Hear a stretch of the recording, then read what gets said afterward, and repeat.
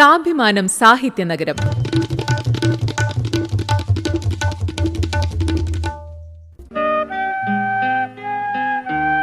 എന്റെ കോഴിക്കോട്. കോഴിക്കോട് ആകാശവാണിയിൽ ദീർഘകാലം സേവനമനുഷ്ഠിച്ച കവിയും ഗാനരചയിതാവുമായ പി ശ്രീധരനുണ്ണി. മാനവേദൻ രാജാവിൻ്റെ ഒക്കെ കാലം കൃഷ്ണഗീതി എന്ന ആട്ടകഥാരൂപം, കൃഷ്ണനാട്ടം രൂപീകൃതമായ ആ ഒരു കാലഘട്ടം, ആ കാലഘട്ടം നമ്മളെ ഓർമ്മയിലുള്ളതാണ്. അതോടൊപ്പം നമ്മൾ സാമൂതിരി രാജാവിൻ്റെ പഴയ ചരിത്രം ഓർക്കേണ്ടതുണ്ട്. കുക്കുടക്രോഡാകാര തടം ആണ് കോഴിക്കോട് ആയി മാറിയത് എന്ന് പിൽക്കാലത്ത് ചരിത്ര പണ്ഡിതന്മാരൊക്കെ പറയുന്നുണ്ട്. ഇവിടെ സാഹിത്യം, സംഗീതം, അതുപോലെയുള്ള ഇതര കലകള്, കഥകളി, കൃഷ്ണനാട്ടം തുടങ്ങിയ എല്ലാ കലാരൂപങ്ങളും ആവിഷ്കരിച്ച അല്ലെങ്കിൽ അവതരിപ്പിച്ച ഒരു പഴയ കോഴിക്കോട് ഉണ്ടായിരുന്നു. നാട്ടുംപുറത്തുകാരനായ ഒരു ബാലൻ കോഴിക്കോട്ട് നഗരത്തിൽ വരുമ്പോൾ കാണുന്ന ചില ദൃശ്യങ്ങളിലൂടെ എൻ്റെ ഓർമ്മയിൽ ഉണ്ട്. 60കളുടെ പിൽക്കാലത്തൊക്കെ വന്നപ്പോൾ നിരന്തരമായി കോഴിക്കോടുമായിട്ട് ബന്ധപ്പെടാനുള്ള ഒരു സാഹചര്യം ഉണ്ടായി. അന്ന് ഇവിടെ കോഴിക്കോട്ട് കഥകളി നിരന്തരം അവതരിപ്പിച്ചുകൊണ്ടിരിക്കുന്ന കല്ലായി റോഡിലുള്ള ഒരു കേന്ദ്രം എൻ്റെ ഓർമ്മയിലുണ്ട്. അപ്പം ആ കാലം മുതൽക്ക് തന്നെ കലകൾക്കും സാഹിത്യത്തിനുമൊക്കെ ഉള്ള ഒരു വലിയ തട്ടകമായിരുന്നു കോഴിക്കോട് എന്ന് പറയാം. സാഹിത്യമായി വളരെയധികം മുന്നോട്ട് പോയിട്ടുള്ള ഒരു കേന്ദ്രമായിരുന്നു. അന്നൊക്കെ വരുമ്പോൾ നമ്മൾ ഓർക്കുന്ന പല പ്രതിഭകളുടേതായ ചിത്രങ്ങളുണ്ട്.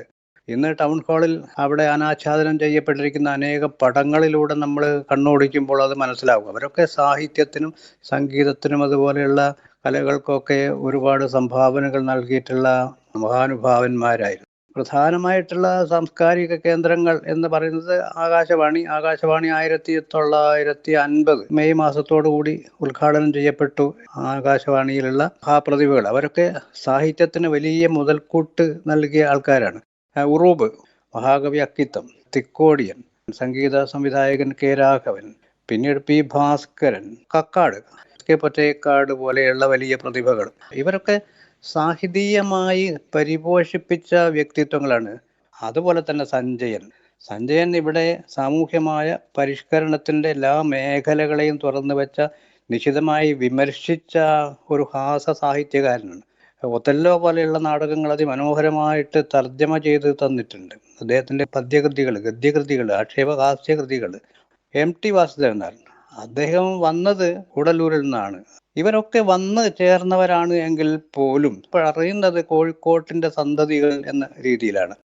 ഇങ്ങനെ ആലോചിച്ച് നോക്കുമ്പോൾ ഇവരൊക്കെ സാഹിത്യ നഗരം എന്ന പദവിക്ക് വേണ്ടി സംഭാവനകൾ നൽകിയ മഹാവ്യക്തിത്വങ്ങളാണ് എന്ന് നമുക്കറിയാം.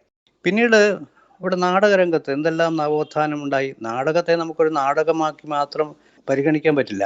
അത് ഒരു ദൃശ്യ കലയാണ്, അതേ സമയത്തും അതൊരു സാഹിത്യ രൂപവുമാണ്. ഈ സാഹിത്യ രൂപവും ദൃശ്യരൂപവും എല്ലാം കൂടി ചേർന്ന നാടകത്തെ പരിപോഷിപ്പിച്ച എത്ര ആൾക്കാരാണ്. അങ്ങനെ നോക്കുമ്പോൾ കോഴിക്കോട് നഗരം എന്ന് പറയുന്നത് കുക്കുടക്രോഡാകാര തടം, കോഴി കൂകിയാൽ കേൾക്കുന്ന ഒരിടം എന്ന രീതിയിൽ നിന്ന് മാറി വിപുലമായി വളർന്ന്, കോഴിയല്ല എത്ര തന്നെ ഉച്ചത്തിൽ കൂകിയാലും കേൾക്കാത്ത ഒരിടം, അത്രയും വിപുലമായ ഒരു ഇടം എന്ന രീതിയിലേക്ക് അത് മാറിപ്പോയി. ഇവിടെ പിൽക്കാലത്ത് വന്ന കോലായ സമ്മേളനങ്ങൾ വരെ സാഹിത്യ നഗരം എന്ന സങ്കല്പത്തെ യാഥാർത്ഥ്യമാക്കാൻ സഹായിച്ച ഘടകങ്ങളാണ്. സാഭിമാനം സാഹിത്യനഗരം.